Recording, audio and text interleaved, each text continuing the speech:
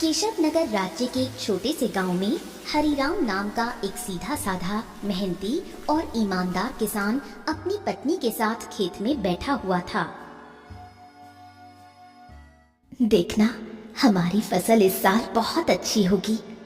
हाँ, क्योंकि मेरी मेहनत के साथ साथ मेरे खेत की जमीन पर तुम्हारी मेहनत का पसीना भी शामिल है अर्चना। हाँ। नहीं, सारे गांव में केवल तुम ही मेहनती और ईमानदार हो। तुम्हारे पास जमीन तो कम है, लेकिन तुम्हारा दिल बहुत बड़ा है। कुछ देर बाद दोनों पति पत्नी घर चले गए।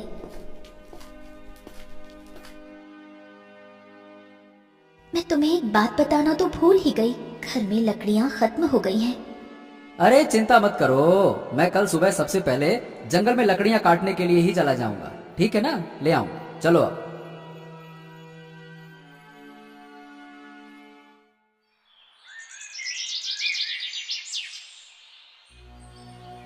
अगली सुबह हरिराम लकड़ियां काटने के लिए जंगल चला गया।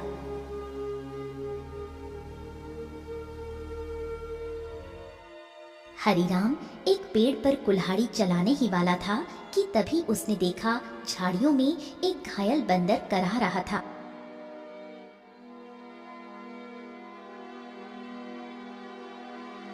हे भगवान, बाप रे, इस बंदर को तो लगता है किसी ने बुरी तरह से घायल कर दिया है। जरूर किसी जंगली जानवर ने इसके ऊपर हमला किया होगा। बताओ भला, बेचारे का हाथ खून से भरा हुआ है। ओहो हो। हरिराम बंदर के पास बैठा था। काश तू बोल सकता तो बता सकता कि तेरी तकलीफ कहाँ है। फिलहाल तो तेरे हाथ में खून दिख रहा है, लेकिन जिस तरह से तू दर्द से तड़प रहा है ना, बाप रे, तकलीफ तो कहीं और ही है। उसी समय वहाँ एक साधु आ पहुँचा। कौन हो तुम और बंदर से क्या बातें कर रहे हो? प्रणाम साधु महाराज, मैं तो बस लकड़ियां काटने के लिए जंगल में आया था। इस घायल बंदर को देखा तो इसके ऊपर तरस आ गया। लगता है किसी जंगली जानवर ने हमला किया है इसके ऊपर। देखिए ना, इसके हाथ से खून बह रहा है, लेकिन जिस तरह ये दर्द से तड़प रहा है, मुझे तो लगता है कि इसे कहीं और ही तकलीफ है।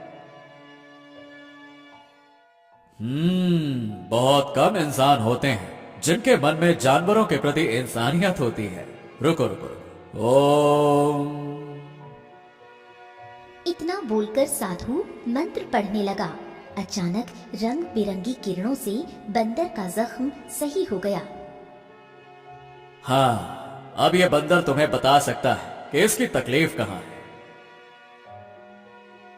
इतना बोलकर साधु वहाँ से चला गया। बंदर उठकर खड़ा हो गया। मेरे कंधे में बहुत दर्द हो रहा था। हाँ, अब अच्छा लग रहा है। एक शेर ने मुझ पर हमला किया। मैं बचने के लिए दूसरे पेड़ में कूदा। शेर का पंजा मेरे हाथ में लगा और मेरा हाथ घायल हो गया। मैं पेड़ ही नहीं पकड़ पाया और मैं जैसे ही नीचे गिरा, बाप रे बाप, मेरे कंधे में बहुत चोट लग गई थी। अरे, तुम तो बिल्कुल मनुष्य की आवाज में बात कर रहे हो। ये कैसे संभव हुआ? जब साधु ने मंत्र पढ़ा ना, तब मुझे ऐसा लगा कि मेरे अंदर बात करने की शक्ति आ गई है। मैंने बोला और मेरी आवाज तुम तक पहुंच गई। लगता है ये चमत्कार साधु बाबा ने किया है। हाँ। अच्छा ये बताओ, तुम मेरे घर पे चलोगे? ओहो, अब तुमने मेरी जान बचाई है तो अब तो मैं तुम्हारे साथ ही चिपक गया हूँ। मतलब मैं तुम्हारे साथ ही रहूंगा।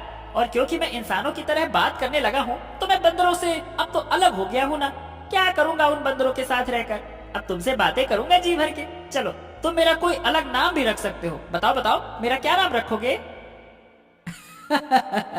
बड़े मजे की बातें करते हो तुम। चलो ठीक है, मैं तुम्हें आज से गोलू कह के पुकारूंगा। क्यों, कैसा नाम है? अच्छा नाम है ना? हाँ, अच्छा नाम है। चलो चलो चलो चलो, घर चलते हैं।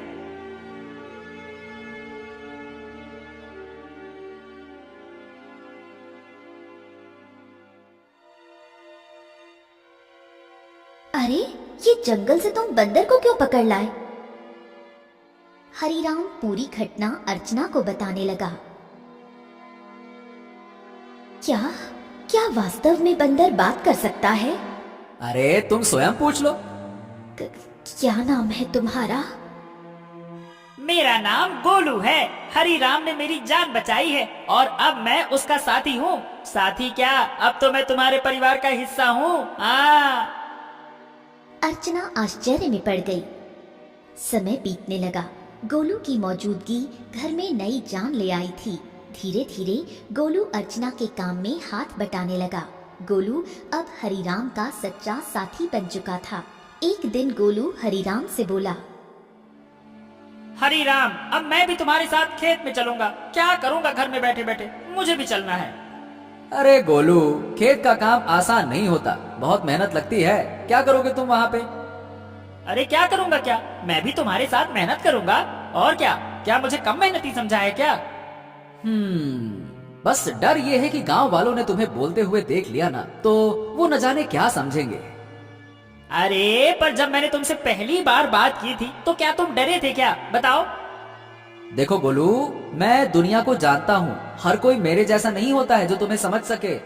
ओहो, मुझे दुनिया से क्या है लेना देना, मुझे तो तुम्हारे संग है रहना।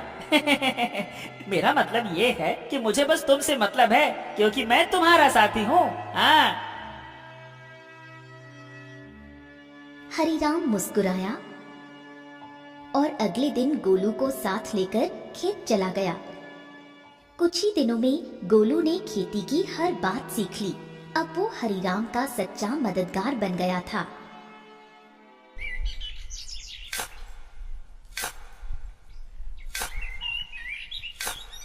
हरी राम, अरे आज की मिट्टी तो बहुत भारी लग रही है। गोलू, अब तो तू पक्का किसान बन गया है, मिट्टी का भी फर्क समझने लगा है। गोलू की बात अब गांव में फैलने लगी थी और ये बात आखिरकार पहुंची जमींदार चौधरी के कानों तक।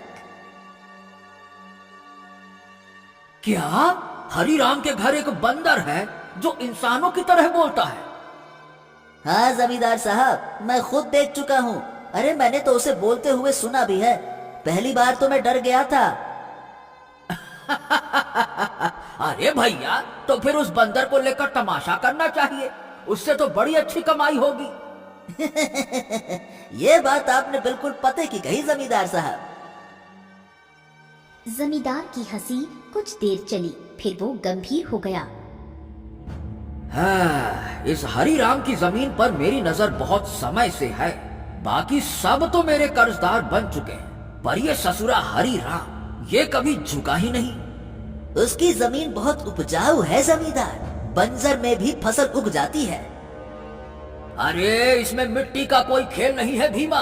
उसकी किस्मत और सितारे बुलंद है, पर जिस दिन वो सितारे गिरेंगे ना, उसी दिन ये खेत मेरा होगा और हरीराम मेरे कदमों में होगा, देख लेना तुम। समय ऐसे ही बीतने लगा। एक दिन हरीराम और गोलू जब खेत से घर लौटे तो आंगन में बैठी अर्चना को देखकर दोनों के चेहरे पर चिंता की रेखाएं खिंच गईं। अरे अर्चना, क्या हुआ? ये कैसी खांसी है?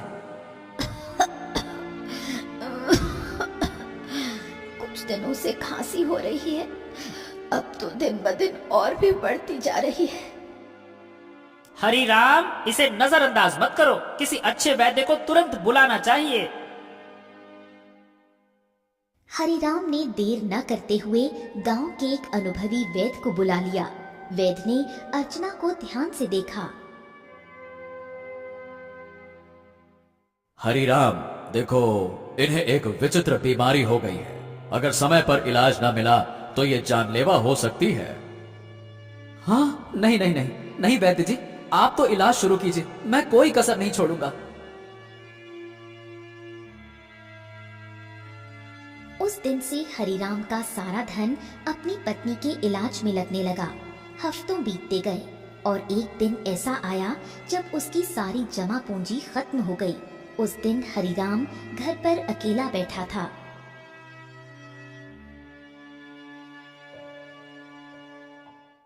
ऐसे उदास मत बैठिए, मैं अपने आप ठीक हो जाऊंगी। ऐसा ऐसा मत कहो अर्चना, मैं तुम्हें इस हालत में नहीं देख सकता। तो अब क्या करोगे? जो कुछ था सब तो मेरे इलाज में लगा दिया, अब तो बीज खरीदने तक के पैसे नहीं बचे। हरीराम सिर झुकाए बैठा था। तभी गोलू तेजी से दौड़ता हुआ आया। हरीराम, हिम्मत मत हारो। तुम्हारे 2 भाई इस गांव में रहते हैं और तुमसे ज्यादा धनी भी हैं। उनसे मदद क्यों नहीं मांगते हो, हैं? हरीराम को ये बात ठीक लगी। उसी शाम वो गोलू को साथ लेकर अपने बड़े भाई केशव के घर गया। ओहो हो हरी राम, क्यों भाई आज हमारे घर का रास्ता कैसे भूल गए हैं? भैया, अर्चना की बीमारी के बारे में तो अब गांव में सब जानते हैं। मैंने जो कुछ कमाया सब इलाज में लग गया। अब कुछ धन की जरूरत है भैया। तुम तो जानते हो मेरी फसल इस बार खराब हुई है। अब खुद मुझे उधारी लेना पड़ रहा है तो मैं तुम्हें कहां से दूं? हरीराम कुछ नहीं बोला, सिर झुकाकर बाहर निकल आया। अरे वो झूठ बोल रहा था हरीराम। मैंने उसके चेहरे को देखा है, वो देना ही नहीं चाहता था। हाँ जानता हूँ रे गोलू, पर चलो एक और भाई है, उनसे मिलते हैं, चलो। अब दोनों बिरजू के घर पहुंचे। बिरजू ने दरवाजा खोला और हरीराम को देखकर चौंक गया। ओ हरिराम, आज भाई की याद कैसे आ गई? भैया भैया, मेरी पत्नी अर्चना बहुत बीमार है, थोड़ा सा धन चाहिए इलाज के लिए। क्या? अरे बंटवारे में वैसे भी तुझे ज्यादा जमीन मिल गई थी, उसे बेच नहीं देता? मेरे पास धन का पेड़ लगा है क्या जो मांगने चला आया? झूठ मत बोलो भैया। सच तो यह है कि तुमने और केशव भैया ने मेरे हिस्से की जमीन भी दबा ली थी। मुझे 6 बीघा जमीन मिलनी थी, बस 2 ही बीघा मिली है, 2 बीघा। अरे निकल जा यहाँ से। अगर कर्ज लेना है तो जमींदार के पास जा। मुंह उठा के चले भाग यहाँ से।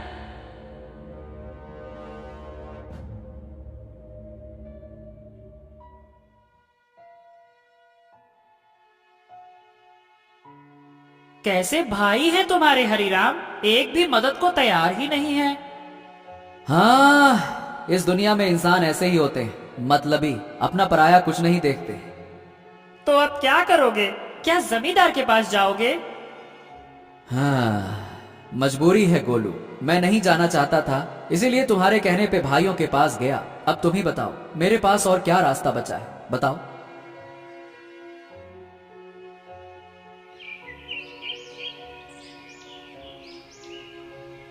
अगले दिन हरीराम और गोलू जमींदार की हवेली में जा पहुंचे। उम्मीद उसे कम थी, मगर अपनी पत्नी की खातिर उसने खुद को झुका दिया था। मैं जानता था हरीराम, एक ना एक दिन तू चलकर मेरी हवेली में जरूर आएगा भैया। आपने बिल्कुल सही कहा था मालिक। जब तक इसकी किस्मत चमक रही थी तब तक बहुत अकड़ में चलता था। अब देखो कैसा मुरझाए मुरझाए सा खड़ा है। ए जमींदार, तुम्हें किसी की हालत का मजाक उड़ाने का हक नहीं है। लोग तुम्हारा सम्मान करते हैं, तुम्हें भी दूसरों का सम्मान करना चाहिए, समझे? ए बदरवा, बकवास बंद कर। तू इंसानों की तरह बोलता है, इसका मतलब ये नहीं है कि तू इंसान बन गया है, समझा? हाँ भैया हरीराम, बताओ बताओ क्यों आए हो? क्या बताएं, आपको तो सब पता है। मेरी पत्नी बीमार है, सारा धन इलाज में चला गया, कुछ धन की आवश्यकता है। अच्छा अच्छा अच्छा अच्छा, धन चाहिए तो भैया मेरी शर्तें सुन लो। ब्याज 50% और बदले में कुछ गिरवी रखना होगा। हाँ, मेरे पास कुछ बचा है क्या जो गिरवी रखूं? जो सोने के आभूषण थे वो भी इलाज में बिक चुके हैं। अरे है ना, क्यों नहीं है? तेरे पास 2 बीघा जमीन है, भैया उसे गिरवी रखो। वक्त पर कर्ज चुकाएगा तो जमीन तेरी वरना मेरी, सीधा हिसाब। बोलो भैया। हरीराम सोच में पड़ गया। उसे अपनी पत्नी का जीवन बचाना था, मगर कीमत बहुत बड़ी थी। अरे ये तो सरासर अन्याय है। तुम किसी की मजबूरी का फायदा उठा रहे हो। ऐसे तो हरीराम कभी कर्ज ही नहीं चुका पाएगा। ए हरीराम, पहले तो तू इस अपने पालतू बोलने वाले बंदर को ले जा यहाँ से, नहीं तो मेरा मन बदल गया तो हो गया तेरा काम। जब से आया है पटार पटार पटार पटार। चुप कर। हरीराम चलो मेरे साथ, ये कर्ज मत लो, चलो। हाँ, गोलू, मेरे पास अब और कोई चारा नहीं है। अरे तुम बस चलो तो, मैं तुम्हारी मदद करूंगा ना। हाँ चलो मेरे साथ। हरिराम गोलू के साथ चला गया। हवेली के भीतर जमींदार और भीमा गुस्से से खौल रहे थे। ए मालिक, हरिराम तो हाथ से निकल गया। अरे चिंता मत कर बेटा, मजबूरी उसे फिर लौटाएगी। कितना दूर जाएगा वो?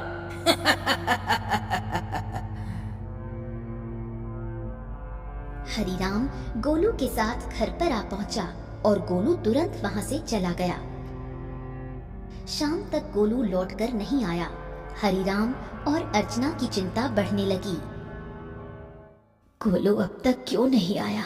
कहीं जमींदार ने उसे कुछ कर तो नहीं दिया? अरे पता नहीं कहाँ गया, मेरा मन भी बड़ा बेचैन है। रात बीत गई। सुबह सूरज की किरणों के साथ ही गोलू वहां पहुंचा, हाथ में एक चमकती जड़ी बूटी के साथ। अरे गोलू, तू कहाँ था? हमें लगा कहीं तुझे कुछ हो तो नहीं गया। अरे मैं जंगल गया था उन साधु महाराज को ढूंढने जिनसे मुझे बोलने की शक्ति मिली थी। उन्हें मैंने सारी बात बताई और उन्होंने दया करके ये जड़ी बूटी दी है। उन्होंने कहा है कि इससे से बड़ी बीमारी ठीक हो सकती है। हाँ। गोलू ने वो जड़ी बूटी अर्चना को दे दी। कुछ देर बाद अर्चना की आंखों में चमक लौट आई। मुझे बिल्कुल स्वस्थ महसूस हो रहा है, जैसे मैं कभी बीमार ही नहीं थी। हाँ अर्चना, तुम्हारी खांसी भी ठीक हो गई। और गोलू, तू तो हमारे लिए देवता बन गया। अगर तू नहीं होता तो मैं जमींदार से कर्ज लेकर अपनी खेती भी खो बैठता।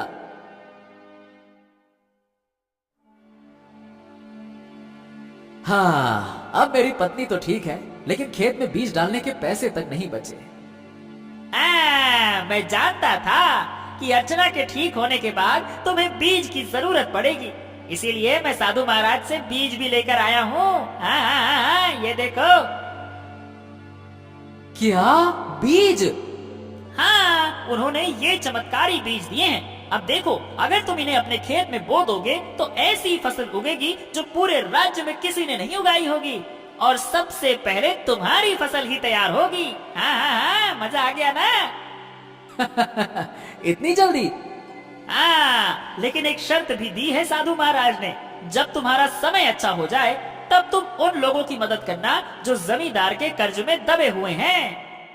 अरे मित्र गोलू, गोलू गोलू गोलू, तू मेरा सच्चा साथी निकला। हम दोनों मिलकर अच्छे से खेत में फसल बोएंगे। चल मेरे भाई।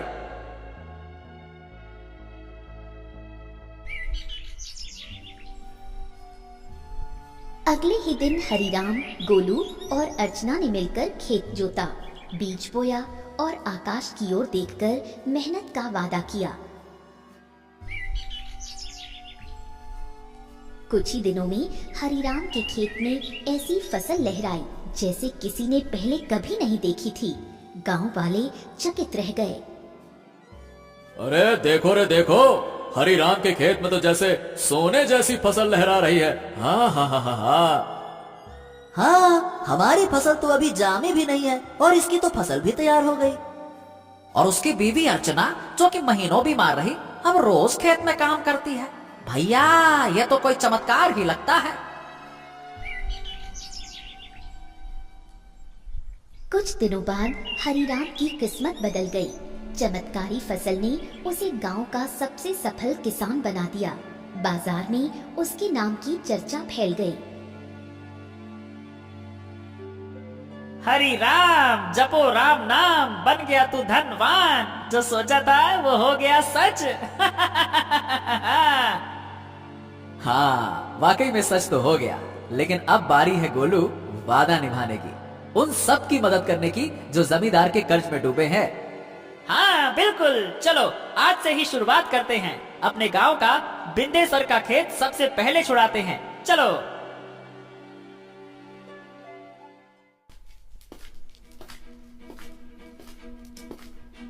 हरिराम और गोलू ने अपना मुनाफा इकट्ठा किया। और एक एक कर गांव वालों का कर्ज चुकाने लगे। बिंदेसर, भोलू, रज्जो सभी ने अपनी जमीन वापस पा ली।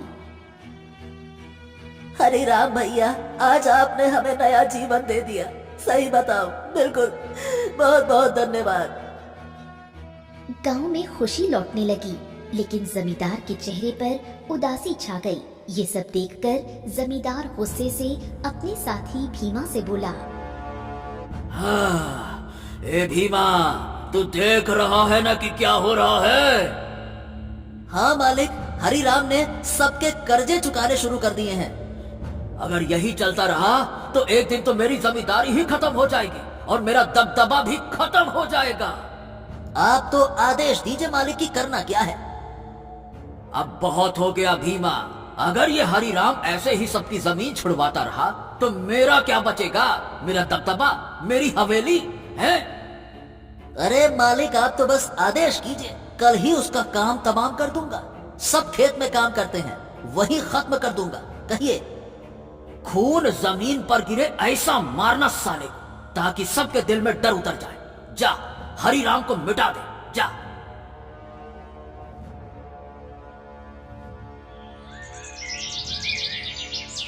सुबह का सूरज उगा, लेकिन किसी तूफान से पहले की शांति जैसा लग रहा था।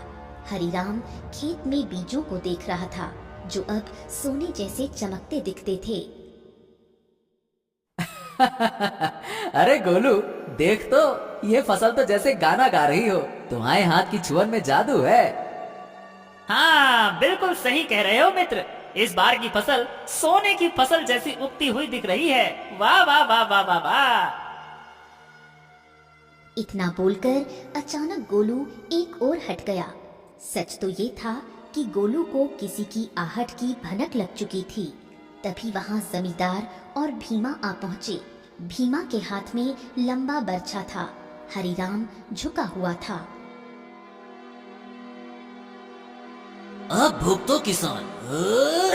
जैसे ही भीमा ने हरिराम की ओर बर्छा फेंका, एक छलांग, एक चीख, एक वार, लेकिन हरिराम पर नहीं, गोलू पर। गोलू! नहीं नहीं, ये क्या किया तूने? तुम्हारे लिए मित्रता का मतलब सिर्फ साथ नहीं होता, कभी कभी बलिदान भी होता है। तूने मेरी जान बचाने के लिए अपनी जान दांव पर लगा दी।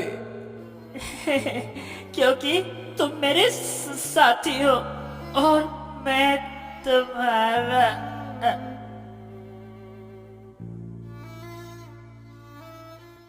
जमींदार और भीमा अविश्वास भरी नजरों से घायल गोलू को देखने लगे। भीमा जमींदार की ओर देखकर बोला, अरे ये क्या जमींदार, इस मूर्ख बंदर ने तो हरिराम के ऊपर लगने वाला वार अपने ऊपर ले लिया। हाँ, तुमने सही कहा, लेकिन मैं फिर भी हरिराम को जीवित नहीं छोड़ूंगा। इतना बोलकर जमींदार गोलू की ओर देखकर क्रोधित अवस्था में बोला, अरे तू मूर्ख का मूर्ख बंदर ही रहा। अरे तू इंसानों की तरह बोल सकता था और इंसानों की तरह रहने लगा था, लेकिन तू इंसानों की तरह चतुराई नहीं सीख सका। तुझे क्या जरूरत थी अपने ऊपर वार लेने की? क्या आवश्यकता थी बलिदान देने की? मूर्ख बंदर कहीं का, तूने मेरे सारे किए कराए पर पानी फेर दिया। लेकिन तुझे क्या लगता है कि मैं हरिराम को जीवित छोड़ दूंगा? नहीं, मैं हरिराम को जीवित बिल्कुल नहीं छोड़ूंगा, क्योंकि उसकी वजह से ही मेरा गांव में दबदबा समाप्त हुआ है। तेरा ये बलिदान बेकार जाएगा रे मूर्ख बंदर, रुक जा। गोलू के होठों पर एक हल्की मुस्कान अब भी जिंदा थी। गोलू ने अपने मित्र हरिराम को मुस्कुराते हुए देखते हुए ही दम तोड़ दिया। तभी वहां वही साधु प्रकट हो गया, जिसने गोलू को बोलने की शक्ति दी थी और जिसने गोलू को हरिराम की पत्नी को बीमारी से बचाने के लिए जड़ी बूटी और जादुई बीज दिए थे। साधु क्रोधित अवस्था में जमींदार और भीमा की तरफ देखकर बोला, जिसने निर्दोष की जान ली, उसका पाप अब उससे बदला मांगेगा। जमींदार और भीमा, तुम दोनों ने बहुत बड़ा पाप किया। तुम्हें इस संसार में खुलेआम रहने का कोई अधिकार नहीं है। तुम दोनों समाज के लिए खतरा हो। रुक जाओ। इतना बोलकर साधु की क्रोधित आंखों से रंग बिरंगी किरणें निकलकर भीमा और जमींदार के शरीर पर पड़ने लगी और अगले ही पल उनके शरीर में आग लग गई। कुछ ही देर में वो दोनों जलकर राख हो गए। गांव वाले इकट्ठा हो गए। साधु हरिराम की ओर देखकर बोला, हाँ, तुम्हारा और गोलू का साथ यहीं तक लिखा था हरिराम। लेकिन साधु महाराज, जमींदार के साथी भीमा ने मेरे ऊपर हमला किया था, लेकिन गोलू ने उसे अपने शरीर पर ले लिया। हाँ, क्योंकि वो तुम्हारा सच्चा साथी था। जाते जाते गोलू ने अपनी मित्रता का कर्ज चुका दिया। अपने साथी को कभी नहीं भूलना हरिराम। इतना कहकर साधु रंग बिरंगी किरणों में वहां से गायब हो गया। गांव वाले नम आंखों से गोलू के बलिदान की सराहना करने लगे। अरे ये कोई साधारण बंदर नहीं था भैया, देवता था देवता, हरिराम का सच्चा साथी। हाँ भैया, इसने अपनी जान दे दी और हम सबको बचा लिया। बहुत अच्छा बंदर था। कुछ दिनों बाद हरिराम ने नम आंखों से गोलू की याद में उसी खेत में एक पौधा लगाया जो आगे जाकर बना साथी वृक्ष। गोलू, तेरे बिना सब अधूरा लगेगा, लेकिन तू मिटा नहीं। तू हर उस फसल में है जो इस धरती से उगेगी।